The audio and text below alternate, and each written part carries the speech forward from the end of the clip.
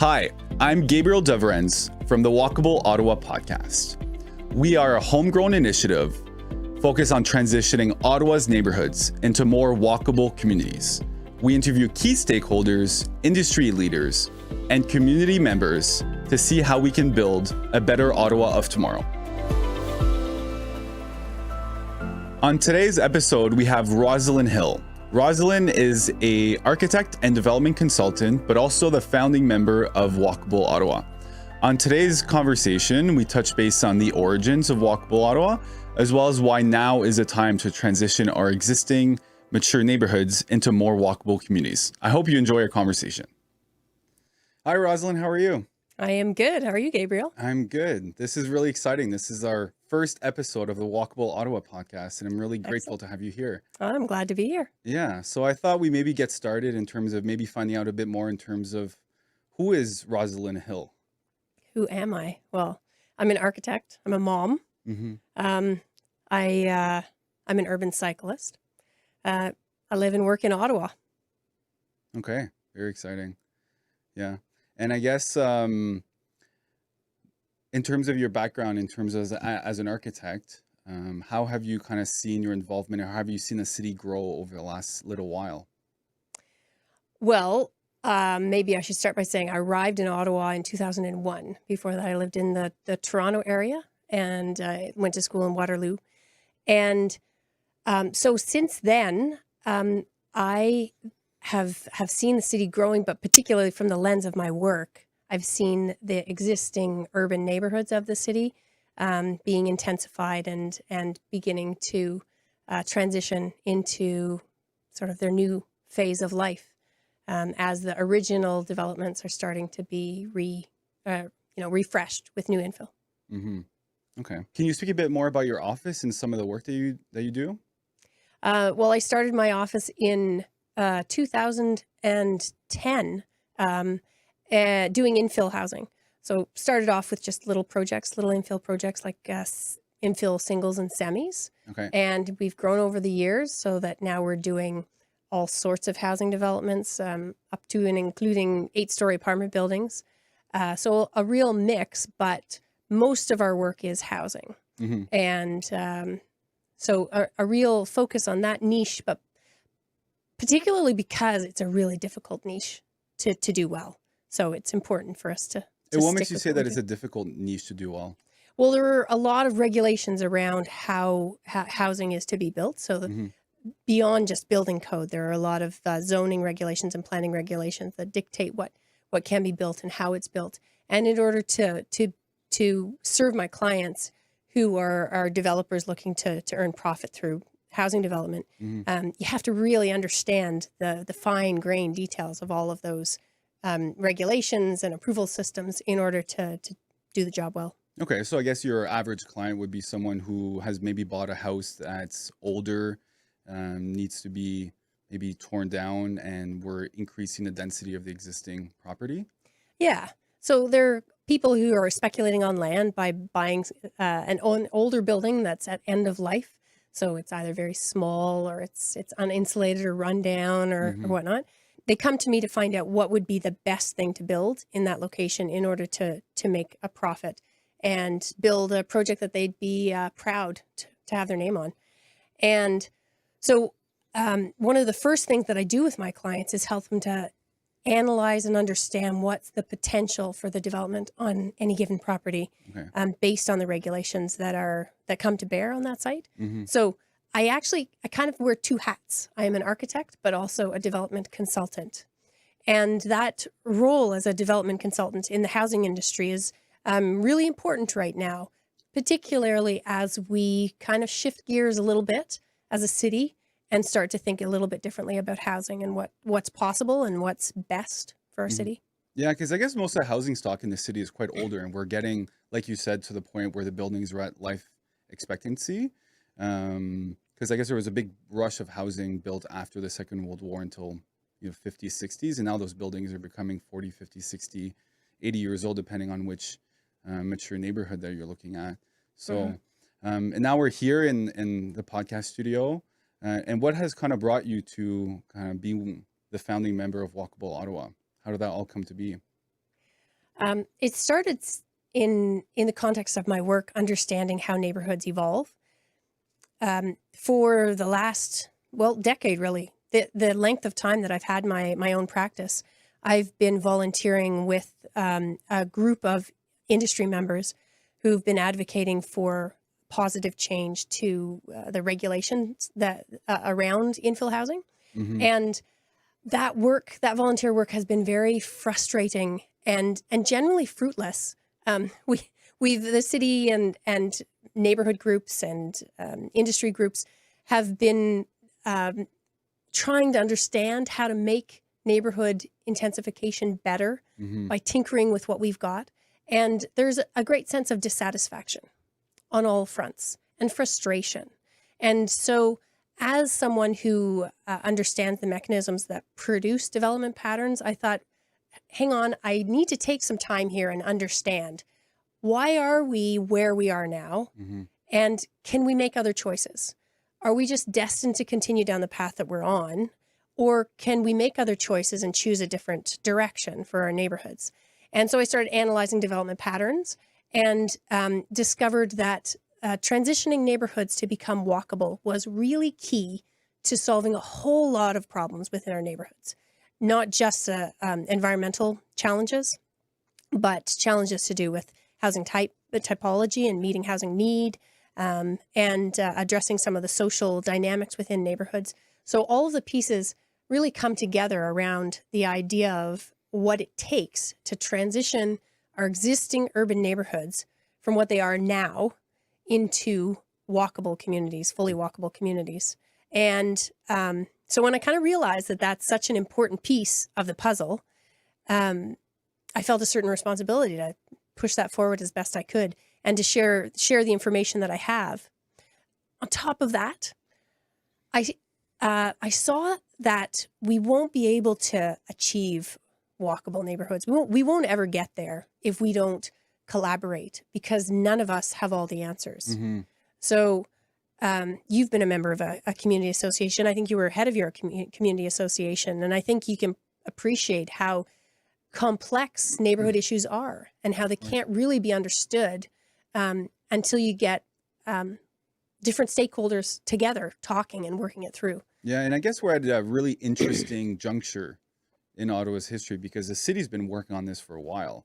They're coming out with a draft of their new official plan, so it's kind of this opportune time for an increased collaboration between private sector, industry leaders, community associations, and the city, so we can kind of really figure out what the Ottawa of tomorrow will look like. Because I guess it's the new official plan will be making decisions for the next decades to come in terms Right. of how we rebuild our city, which is largely built of older buildings, like you said, that are at end of life.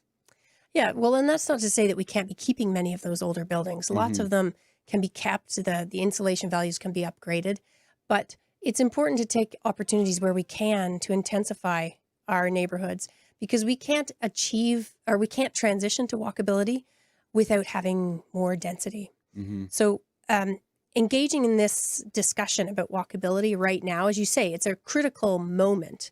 The city has been working on it quite diligently, but they don't have the resources to model the potential changes over time.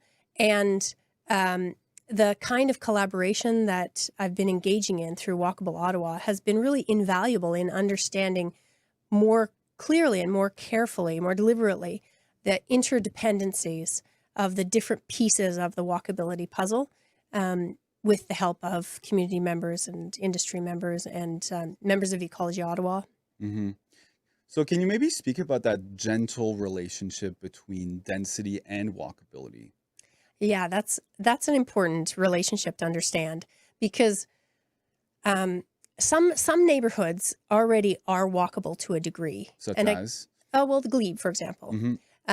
And I guess it's important to be clear about what we mean by walkability, right? So some people, when they mean walkable, they mean, if you make a neighborhood walkable, you have less cars and more walking paths.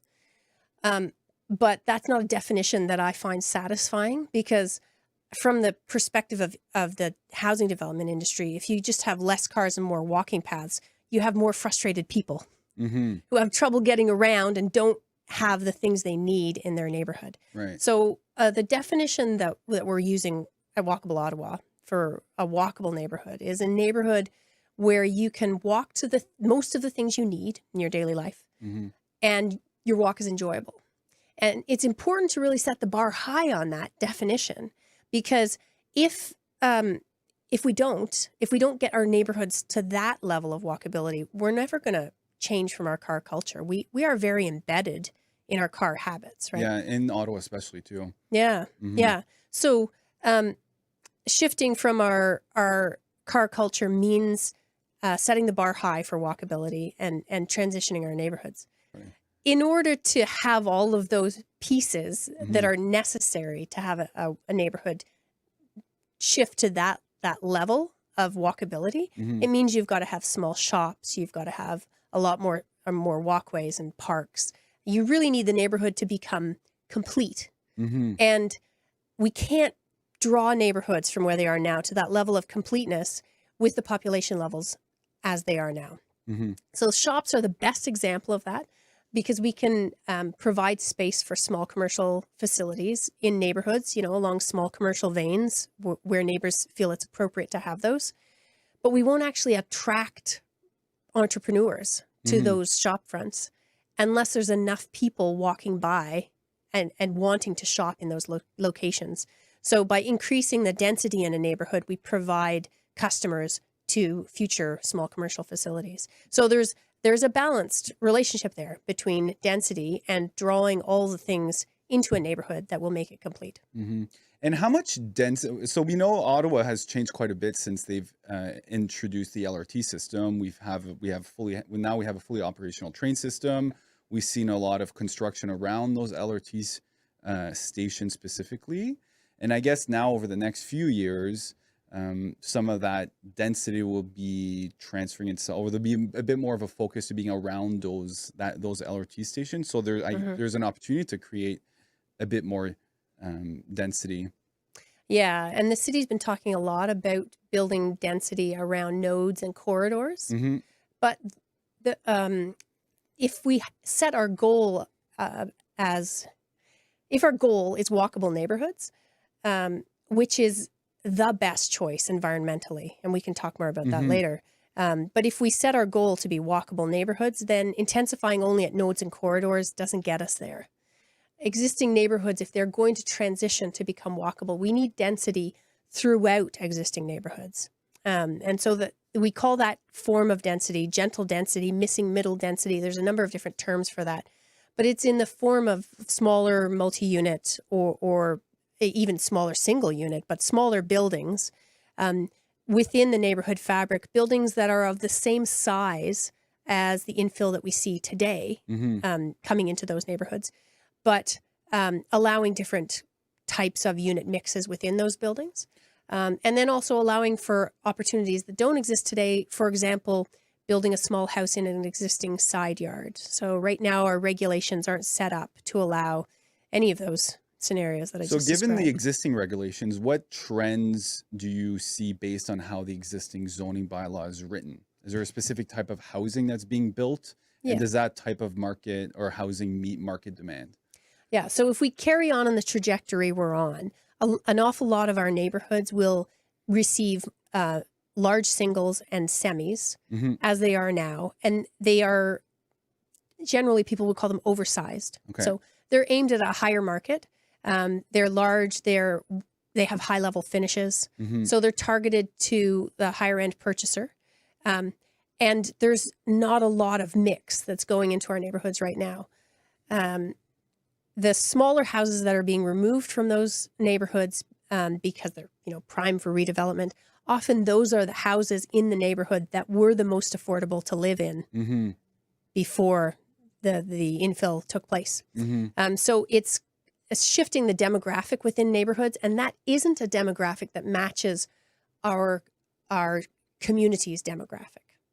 So our community demographic within Ottawa is very diverse, with a mix of incomes, mix of household sizes, and in particular, we do have a lot of smaller households. So we're infilling our neighborhoods with larger units at a higher price point rather than meeting market demand for that And have you variety. seen a change between the number of people that have been living in the houses since, let's say, that house built in 1950 versus the average family now in 2020? Yeah, that's an interesting question because neighborhoods that were built in 1950, the average house in a neighborhood in the 1950s housed 8 people. And Wow. those people were not necessarily all of one nuclear family. Sometimes it was extended family members. Often there was a boarder in the house because it was uncommon for single professionals or single workers to live on their own. They would board with a family. Mm-hmm. So those homes that held 8 people now, in Ottawa, they hold now 2.4 people. Wow. So our neighborhoods, even as we add singles and semis to our neighborhoods, we're intensifying a little bit, but we're nowhere close to reaching the densities that we saw in those neighborhoods back in the 1950s. So when we talk about the gentle density required to bring us to our goal of walkable neighborhoods, we're actually just returning to the densities that we used to have in those same neighborhoods. Mm-hmm. In terms of the number of units. In terms of the number of But people. not then, okay. The number of people. Yeah. So it's a different number of units because we now choose to live in smaller house groups. We're not choosing to live 8 people to a house. So Mm-hmm. therefore we need more smaller units in order to meet the demographic demand of our households. So practically speaking, I guess what you're speaking about is like I went to school in Montreal. I lived in a neighborhood called the Plateau. So there was a bunch of low-rise apartments, 3 stories high, an apartment on the ground floor, second floor, third floor, and it seemed like that was primarily the housing, if not only the housing choice that was there. But in contrast to Ottawa, it's a mostly car-centric environment. There's less of these neighborhoods of 3-story walk-ups like there is in downtown Montreal. Are those the kinds of options that you're kind of proposing or looking or think the city needs in order to meet those intensity measures? That's a good example. And Montreal is an interesting comparison because downtown Montreal does have a lot of multi-use buildings that are quite lovely, lining Mm-hmm. streets. However, if you've ever driven around other neighborhoods in Montreal, you'll see the same kind of sprawling effect that we have here in Ottawa. So there are some lessons we can learn from Montreal in some of those multi-unit buildings in the downtown of Montreal, Mm-hmm. but also we can see in Montreal some of the same challenges that we face here. When we think, though, about those Montreal walk-up buildings, we do have a slightly different building code in Ontario. So some of those exit stair scenarios aren't going to work here. Okay. But the general idea of having multi-unit buildings spread out within a neighborhood, I think is the important piece of the puzzle here. And we've done a lot of 3D modeling in order to understand what kind of impact that would have on a neighborhood and how it would look. Okay. It's actually surprising how little it visually can change as a result of this kind of intensification. Because I guess that's a concern from a resident who's here. They can see gentrification coming to the neighborhood. They see these larger semis being built. But I guess by the 3D modeling that you've done, it kind of shows people a bit more of a visual representation of what their neighborhood of tomorrow can look like. And I see you've brought a few slides providing a few examples. Can you maybe speak about the slide that you have up? Sure. So this is a slide with an image that was produced at the end of a study that we did with a group of people in Overbrook to understand how their little piece of neighborhood could transition over time. And it shows a neighborhood street that has doubled in density and become walkable with reduced driving space to be shared with cars and bikes. Reducing the amount of paving on a street like this makes it safer for cyclists because cars will move more slowly. We've added in a sidewalk, and you can see the multi-unit housing types on either side of the street. But I think it's more useful to look at actually if we see the street in progression throughout time. So this is the starting point of that image. This is actually a 3D model of a combination of streets in the Overbrook Vanier area. We combined streets so that we get a street that was a good example that showed the kind of variety that's there.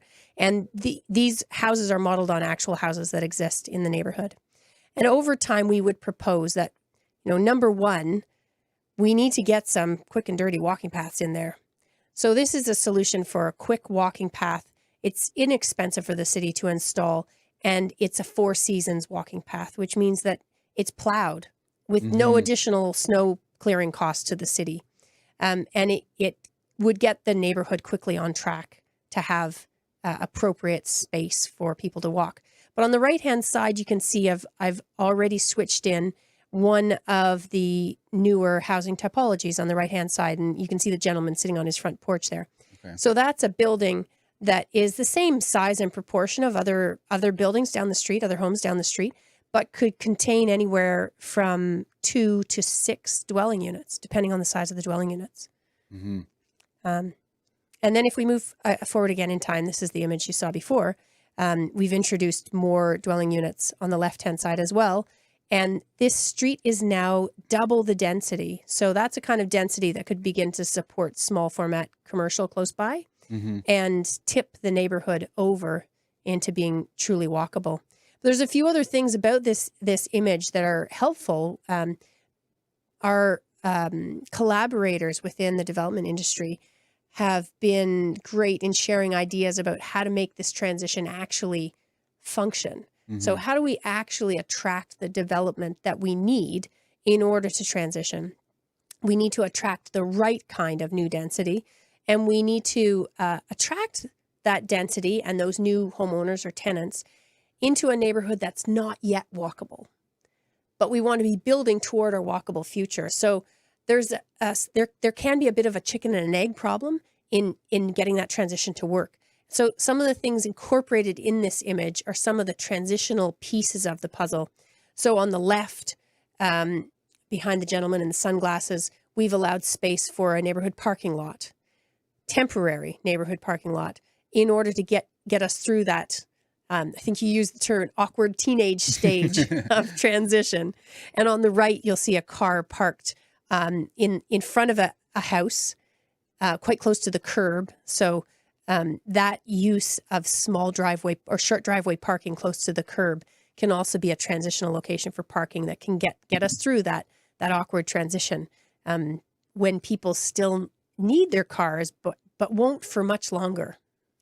So it's a great tool to help understand how the neighborhood can transition. And with these 3D visuals, through Walkable Ottawa, we've collaborated with many organizations. So we've chatted with the Greater Ottawa Home Builders Associations, we've chatted with Ecology Ottawa, we've chatted with the Federation Citizens of Associations. Can you maybe talk about your experiences in terms of speaking with all of the stakeholders who are involved in designing the city and what that process looked like? The most surprising thing about it, because the groups that you've described are normally not sitting at the same table, right? The most surprising thing about all those conversations is how positive and supportive and collaborative they have all been. I think the pushback that we get sometimes when we talk about change in our neighborhoods comes when people don't have a clear vision or feel that they don't have enough pieces to understand and can see that there are real problems that aren't being solved. But in this scenario where we're asking people to push up their sleeves, join the table, and help us really wrestle the details to the ground and understand them, people have been so helpful and interested. Ecology Ottawa, interestingly, we're really delighted to see this 3D modeling because it shows how the neighborhood can transition, and it's lovely. A lot of people anticipate a really unfortunate kind of a change. Yeah. And so to see the images and to see that actually the increased density is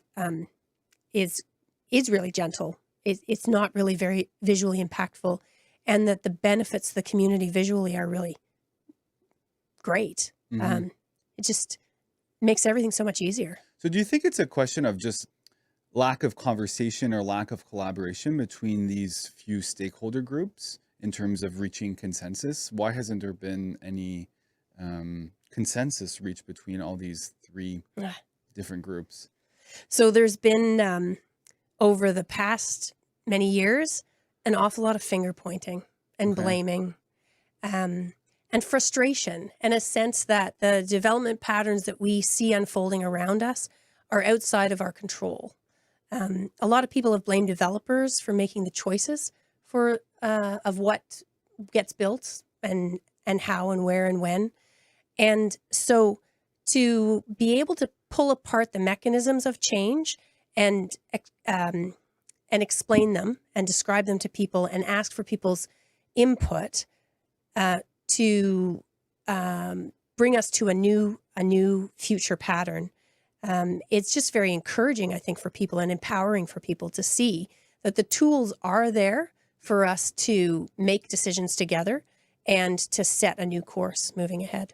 I've got some more 3D models to share of small commercial veins in the neighborhood. So those images that I've just shown you moving forward through the transition, this is a 2.5-story neighborhood street that I've shown you. Mm-hmm. Another important element of a walkable neighborhood is the commercial veins, small commercial veins that would need to run through a neighborhood.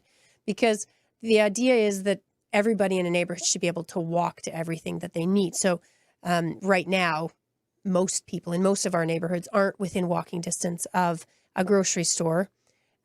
Those of us who are often have to brave the gigantic parking lot in front of it to make it to the grocery store. So in order to have the small shops spread throughout the neighborhood that we would need, we're going to have to run commercial veins through neighborhoods. Now, in any given neighborhood, usually residents can point out where that would be most appropriate, where there has been a shop in the past, or maybe there is still one little corner store somewhere. Often it's a route that's between two things. So a road that runs between a key feature of your neighborhood and a key transit location in your neighborhood, for example, or something like that. But neighbors and neighborhood associations are great at identifying where those commercial veins ought to be. And there's an example of a street that could become a commercial vein. Mm-hmm. Again, with houses taken from our existing architecture in Ottawa. And as this street transitions, this is about 10 years out. Some of the things that need to happen, we definitely need to have complete streets. So there needs to be space on commercial veins where cars are separate from bikes, separate from walking. And then you can see on the left-hand side, the second house along is being used now as some kind of a shop. And it's just been retrofit. But in the foreground on the left, you'll see a new residential building. So it's a multi-unit building that's replaced the previous older home. Mm-hmm. And what's important about this new development is that its ground floor space is at the level of the sidewalk. Okay, so this would be a newer building that was built. Yeah, I'll just go back one there. So you see this older home Mm-hmm. has been torn down and replaced with a new development. Okay. But what's important here is that the new development, though it's fully residential, has a ground floor that could one day be converted to commercial. I see. So as the neighborhood intensifies, as time goes on, many of these spaces will transition to become commercial space because they can easily. Mm-hmm. And so and the infrastructure on a street like this that can be tightened up over time. So whereas in the in-between stage, we just had paint lines designating a bike path, we can have more solid barriers over time. And you'll see in all of these 3D images as well, there's tree planting going on, very deliberate tree planting, so that when we get to the end scenario, which in these slides is assumed to be 25 years out, we have quite a lovely tree canopy overhead in all of them. Mm-hmm. That certainly won't happen without deliberate effort and collaborative effort. And when you say deliberate effort, do you mean specifically finding those streets within a neighborhood fabric that could be transitioned to be local commercial one day? Absolutely. And I think it's important that community groups are involved in those decisions as well, because they understand their neighborhoods best and they want to be involved. And so locating those commercial veins throughout a neighborhood is important. Also, there are different pattern options for receiving density into neighborhoods. Such as? In particular, 2.5-story versus 3.5-story development patterns. So a lot of neighborhoods, I think residents could say without batting an eye that their neighborhood is a 1 to 2.5 story neighborhood Hmm. and should stay that way. And given that condition, the kinds of gentle density that that neighborhood would receive are different than a neighborhood that, like Hintonburg, for example, which is already built. Much of it is built 3 stories. So in that kind of a neighborhood, you could easily say, well, no, 3.5 story development here is appropriate to the context. And in fact, that produces different patterns naturally with the same kind of regulations. The 2.5 story versus the 3.5 story produce a different effect. And so we've 3D modeled those 2 different effects as well. And it would be great to have community members looking at that 3D modeling as much as possible. And that is why we're engaging with community associations as much as we can. So people can understand the different choices that are available, still within the context of walkable neighborhoods. Hmm. And I guess one of the other things that you've worked on is the consultation workbook. So through Walkable Ottawa, you put together a consultation workbook to try to collect some of that feedback from neighborhood association residents. How has that experience been? That was an interesting experience because it was one of the first times that our group worked to get a lot of our material together into one document to share. Mm-hmm. And we put it into a Google form so that as people worked through the material, they could provide feedback on the as they went through, also allowing people to kind of jump to the material that they found most interesting. And we followed that up with workshops. And the feedback that we got, some of it was affirming. A lot of it was affirming. Some of it was surprising, but very insightful. Okay. So, for example, we really need more benches. I didn't realize how critical benches are to a walkable neighborhood. And in some ways, it's a small thing. I mean, it's relatively simple compared to housing development patterns or commercial veins. Yeah. But it is of particular importance. So we learned quite a bit. We also had the honor of seeing our own 3D modeling through other people's eyes. Mm. And that was really helpful to have people reflect back to us what they saw. So it was an interesting experience. And in general, we were affirmed in the work that we're doing.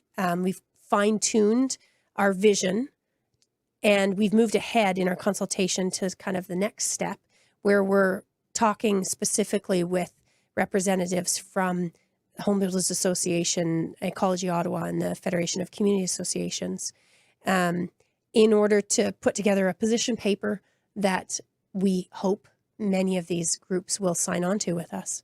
And then we can really work to ensure that the key pieces of this vision that we share are in our new official plan. Mm-hmm. And that collaborative process is encouraging, like you said, in terms of having all of these different perspectives and people getting along all together in one room. And through the first series of consultations, we've had 7 public consultations online with different neighborhood of different typologies based on the patterns in terms of how they came to be. Yeah. And a few other topical consultations, one on local small businesses, one around the environment. Yeah. Can you maybe speak about the benefits of creating a city that is more walkable? Okay, well, why don't we start with the environment? Mm-hmm. So walkable neighborhoods, a successful walkable neighborhood would mean that the majority of people, though they might have a car, would choose not to use it most of the time. So they might still have a car and they might still drive their car to the campsite or, out to the God knows for a hike or something, or drive to IKEA or to visit relatives on the other end of town. But for their regular daily trips to school, to the grocery store, it would be much more efficient and enjoyable for them to walk. And is there a certain distance that would be measured whether or not a certain neighborhood is walkable or not? There are distances that people use. But interestingly, in our consultation, there's been disagreement over those distances. Okay. So I think maybe that's a a conversation that's still ongoing and community specific. Many people will say that if you can walk there in 15 minutes, that's walkable. But of course, people walk at different speeds. Mm-hmm. So 15-minute walk is maybe a kilometer. Okay. A walkable neighborhood, if the majority of people are only using their cars occasionally, that neighborhood has reduced emissions in a way that is wildly significant. Mm-hmm. Those emissions reductions are greater than any other single effort that we could make. You compare that to, say, having that whole neighborhood transition to electric cars. The walkable neighborhood has it beat, hands down. So it's the most affordable way of reducing emissions, and it has the most significant effect on emissions than any other single activity that we could engage in. So for those people who work really hard to recycle and get all the right light bulb fixtures in their fixtures, and feel like they're just making a drop in the bucket, well, here's something that we can do that makes all of our lives better, that makes a huge difference for the environment.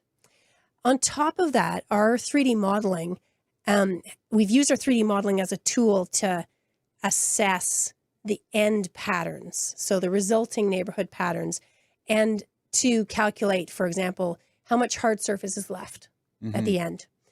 And there's a significant reduction in the amount of hard surface. And that is a very significant in environmental terms, particularly when it comes to water management and the regulating the city's heat.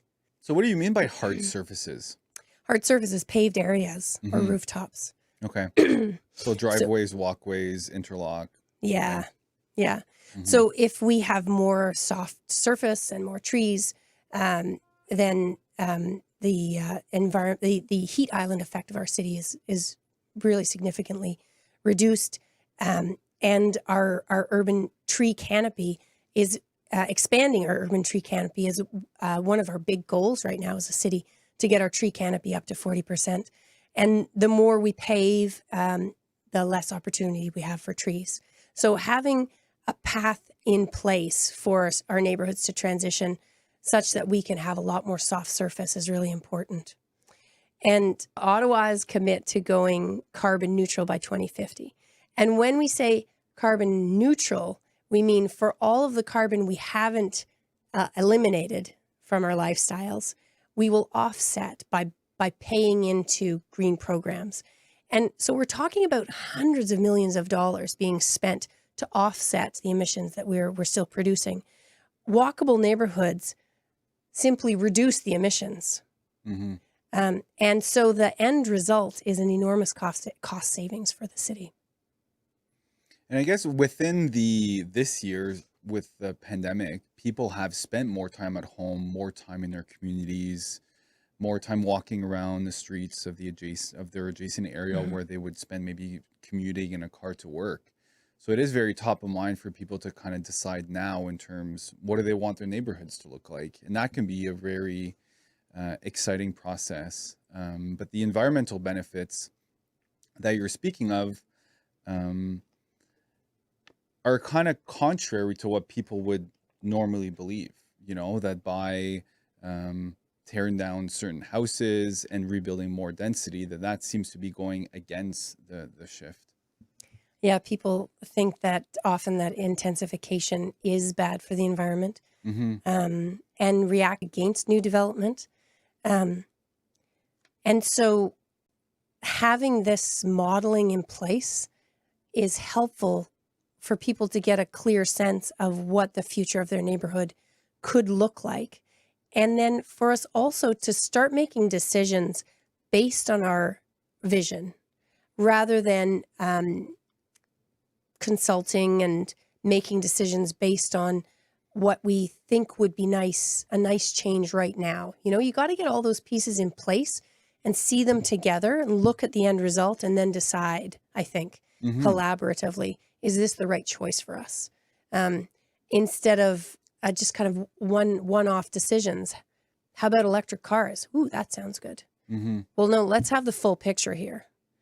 How do we create that unified vision for a walkable city? If there is direction from the city and the planning department to go towards 15-minute communities, how do we all buy in, all different stakeholders into that one unified vision?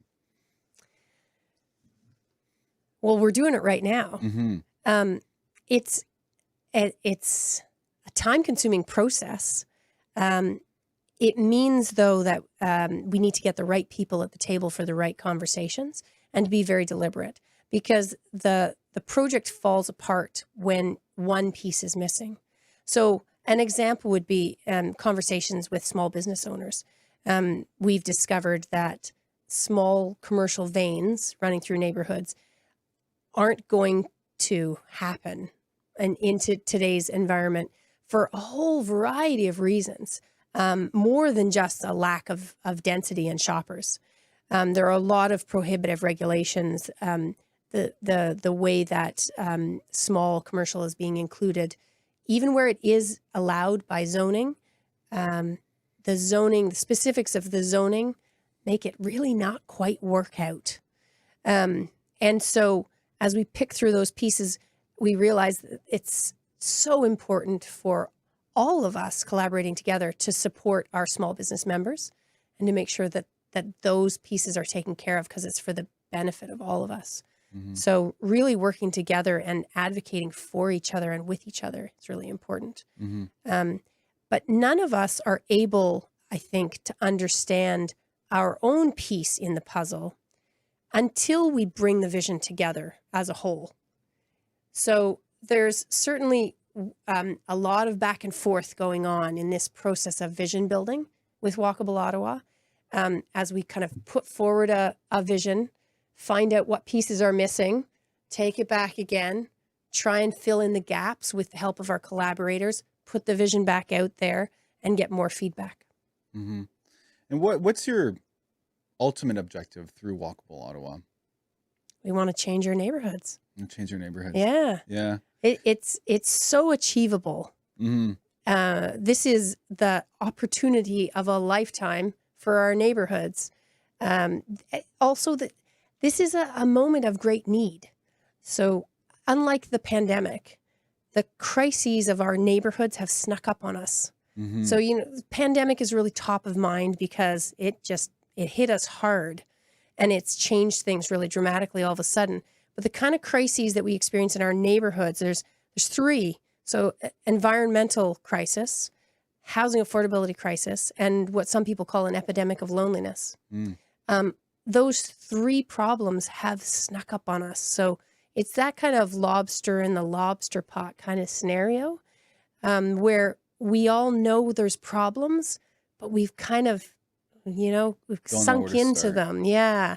But now with our new official plan is an opportunity to actually really set ourselves back on track on a new course that can correct all of those things with respect to our neighborhoods, Mm-hmm. our existing neighborhoods. And because we're not working with a blank slate here, Yeah. it does mean a lot more collaboration. If we were just starting a city over again, that'd be a different game altogether. Mm-hmm. What existing barriers do you find to walkability? There's a number of things in our existing neighborhoods that are barriers that you see repeating neighborhood to neighborhood in Ottawa. Mm-hmm. But particularly, it's that our neighborhoods require us to live car-dependent lives on the whole. So if you want to become, an urban cyclist and let go of your car, it's really hard in most neighborhoods. There aren't, the neighborhoods simply aren't complete. So that your choice to live differently isn't there. On top of that, most neighborhoods have some barriers that are sort of functional. So places that pedestrians can't cross and cyclists can't cross. Physical barriers. Sometimes the barrier is a very busy street that divides a neighborhood into two pieces from the perspective of a cyclist or a pedestrian. Some of those barriers are quirky little things that only people in the neighborhood would understand. So I'll give you my example. That between me and my neighborhood grocery store, there's a concrete stairwell that is nasty and stinky. And there's a reason why people will drive around to the grocery store rather than walk up that stairwell. So lots of neighborhoods have lots of little barriers and lots of big systemic barriers. So within the context of some of the 3D modeling that you've done so far, it introduces a bit more of a variety of housing stock, which we haven't really seen in the city. As myself, as a real estate agent, you notice certain patterns like the ones that you've noticed, and some of these semi-detached options are prevalent but not affordable and achievable for most people. And the prices have gone up substantially this year, probably by the end of the year will be somewhere between 15 and 20%. A lot of the younger generation coming into the market simply can't afford to live within urban Ottawa and are going to municipalities outside of Ottawa to meet those housing solutions. So within some of the changes that we're looking for, hopefully it will introduce a bit more wide variety of units within the marketplace that can meet the needs of the average person as they're making their way through the community. So from, single first-time young professional to young families to older citizens. So I see here that you have a few examples of a few dwellings that have converted over time. Yeah, well, this is the same 3D model you saw before, but broken in half so that you see the right side of the street and the left side of the street. Mm-hmm. And it shows exactly what I changed on the street in order to produce those images. And if you look to the image showing the right side of the street, you'll see that the first line is the street as it exists now. And again, this isn't an actual street. It's kind of a combination of streets, but this is our example street. And in the second row, you'll see after 10 years, some of the change that's taken place. So one of the smaller houses has been taken down and replaced with a temporary parking lot. Another has been replaced with a park. And a third has been replaced with a multi-unit development. 2 buildings containing a total of 8 units. And then in the third line, you'll see that time has passed. The trees have grown up, so there's a lovely tree canopy along the street now. The parking lot is no longer needed because the neighborhood has become walkable, and it has been replaced with another small multi-unit building. The end result is that this little piece of street has almost doubled in density. So there's almost twice as many people living on that street.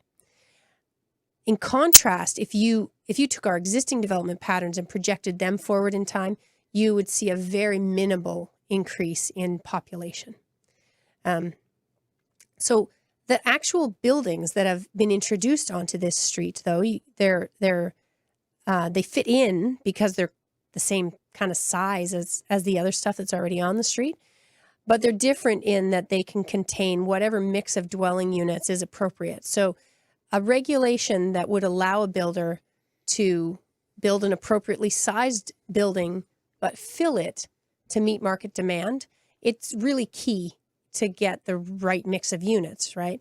If developers are being dictated to exactly the kinds of units that they can put into a building, then the result that we're seeing right now is that they're not building to meet market demand, and that they're the smaller households and the households who have a lower income to spend on their household or their housing needs simply aren't having their need met. Mm-hmm. And so this approach to regulation would be very different, and it would open up lots of opportunities for housing for a wider variety of people. So more people could find housing in the inner neighborhoods. Is there a certain threshold between the number of units that makes it challenging now to increase the density within a neighborhood? Does it fall at 3 or 4 or 6 units? Well, there are regulatory thresholds, and that's something that needs to change as well. So though some neighborhoods, small apartment buildings are permitted, they're often not built, because once you pass a threshold from three units to 4 units, all sorts of other requirements, application processes, and costs kick in, so that the kinds of buildings we would like to see come into our neighborhoods are not coming because it just doesn't make sense to build them. So our regulations are sometimes not technically prohibiting the kind of development we want, Mm-hmm. but to all practical intents and purposes, prohibiting it Mm-hmm. because a developer isn't able to make a business model out of it in So the how do way you that they're regulate regulated. that then? If certain buildings are permitted now but don't aren't part of the everyday types of developments that happens in neighborhoods, how do we encourage those types of buildings to be built given that we really need them within the urban neighborhoods? Yeah. So that's where collaboration comes in. Mm-hmm. One important piece of that question is first understanding what it is that we want. And neighbors are actually have been very helpful in communicating the kinds of buildings that fit well in their neighborhood.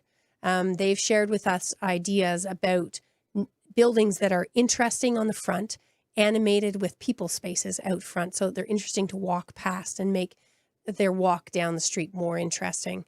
And buildings that have volumes and spacing that fits in with the existing pattern that they see along the street. And then when we collaborate with developers and builders, we can understand, well, those kinds of features can be achieved if the regulations were changed and they've been able to provide very specific explanations of exactly what regulations would need to change and in what ways. Not just the rules themselves, like the rules of zoning, but some of the application processes, the ways that fees are structured. So for example, development charges on dwelling units are structured to advantage larger units over smaller units. And so we'll advocate that they be restructured so as not to influence the choice one way or another, so that instead the choice is guided by need and demand, Mm-hmm. market demand. Okay. And part of transitioning walkable neighborhoods is to make sure that the amenities are there within that fabric of that community. Can you speak about some of the improvements to parks and recreational space for the residents within those areas? Sure. It's important that community members are engaged in that conversation because every community is different. Every community has particularities in the way that it's physically organized and the people that are a part of it. So we've been working to provide tools to community associations and to our other collaborators in order to more quickly understand their options in filling in some of the missing pieces. So this is the slide now shows the park options that we've been working on. So this is it's a bit of a cheat sheet for the kinds of parks that you could insert into your existing neighborhood to bring it up to completeness as your density or your population increases. Your neighborhood might need more community or children's gardens, more community-based activity spaces. It might need simply just more open space for sports and recreation. Sometimes there's opportunities for little pieces of park here and there, sometimes on private property. And so we show an example where that's actually happened in the Glebe. And some neighborhoods really need the purchase of new land for parkettes within the neighborhood fabric so that there's enough play space for kids. Mm-hmm. So with parks, community spaces, and other elements of the puzzle, we're preparing sheets like this that can help community associations to quickly identify solutions to fill out their neighborhood to completeness. Because it's not just a question of zoning bylaws and tweaking the height, the number of density, or the specific rules. I find the interesting part about creating walkable neighborhood and walkable Ottawa is that it encompasses a bunch of different facets of day-to-day life. So it encompasses obviously the four walls within the plot of land that you work on, but also some of the public facilities in terms of sidewalks, in terms of benches, like we've spoken about, in terms of public washrooms, in terms of parks. So it falls into, I guess, more of a holistic view outside of just one specific housing. So Right. I guess what's in it for the average resident of Ottawa? Why should they care? There's so many things going on, and why should they focus their intention on this specific issue around transitioning their neighborhoods? Well, the neighborhoods that we live in now, we love. Many of us adore our neighborhoods. They're our homes. And as our homes, we could do better. We deserve to live in neighborhoods where we can make choices about how we move, where we could choose to walk around the corner to a beautiful little bakery and buy our breakfast. It's a real option that we could all have that. And it's a great opportunity for all of us. If we transitioned our existing neighborhoods to become walkable, we would all be much healthier. Reports on walkable neighborhoods demonstrate that people's self-professed levels of happiness are much higher. So if you give up commuting and start walking to your job, your level of happiness increases the same amount as if you fell in love. This stuff is big, and it makes a huge difference in our lives. We would all be happier with more trees, more parks, more small shops around the corner, a more interesting and dynamic neighborhood. If we build it, they will come in some respects.